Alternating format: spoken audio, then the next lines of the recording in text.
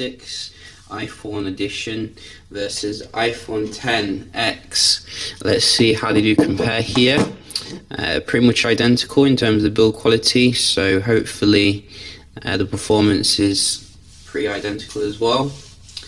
With the Nokia, you can actually remove the notch. I did find it in the settings eventually, so if you want to make it less like the iPhone X, you can actually do that.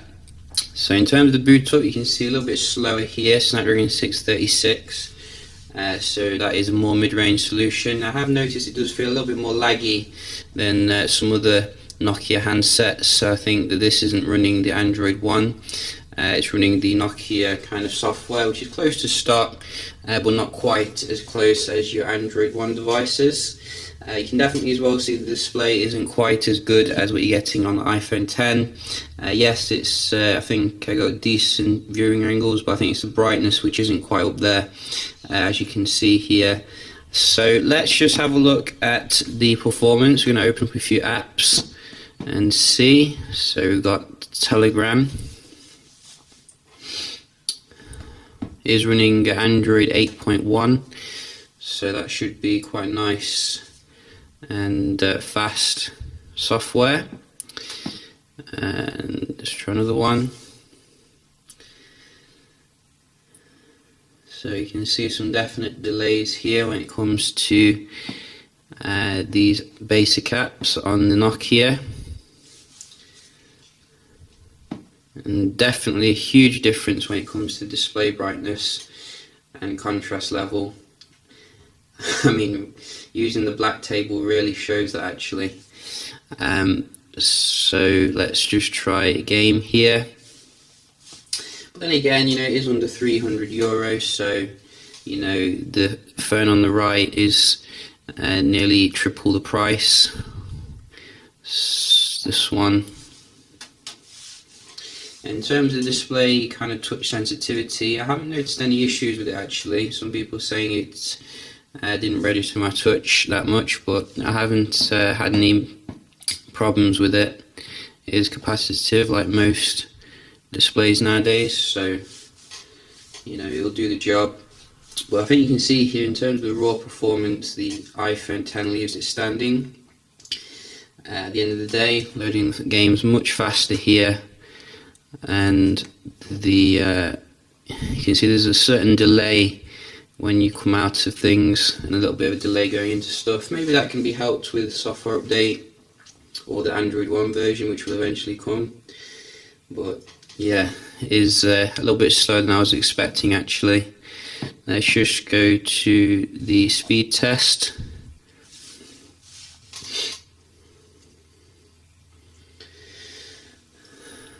So let's start with iPhone.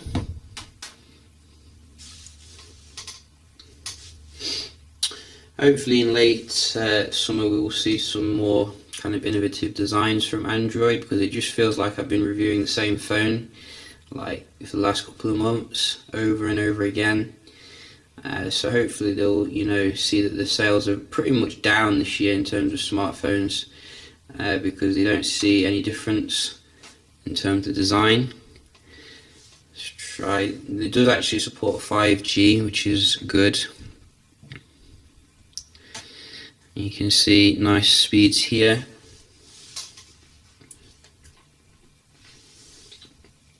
That's uncharacteristically low for the iPhone actually. Let's just see if we can do this again.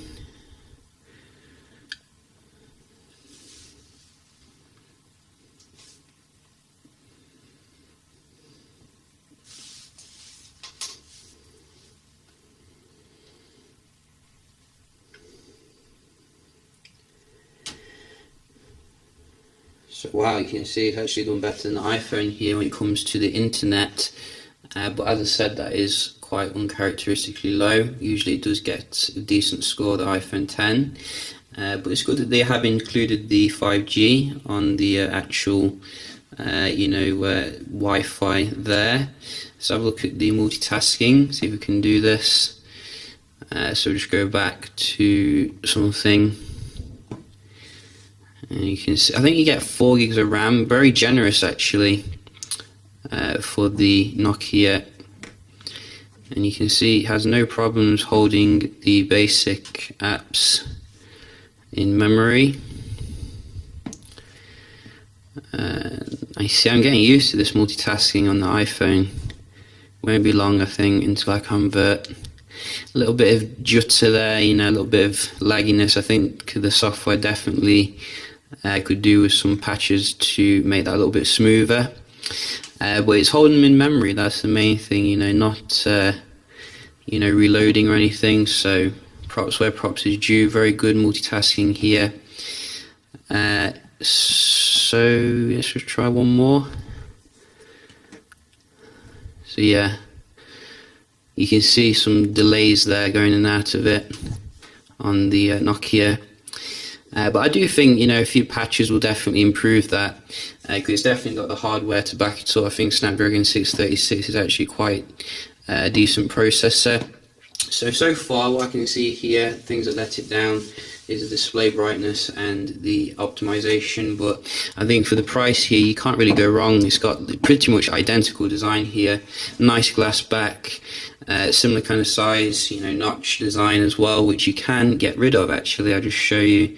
So in the settings you go to the display, and then hidden in here you do have, I think this one, no it's not this one, there we go. So you want your full bezel, and then you get rid of it a little bit. I don't think the camera is going to be quite as good as what you get on the iPhone. Still class leading in terms of the video recording, but yeah, just a quick little comparison here. We'll do some other comparisons with some light phones, and yeah, hope you found it helpful.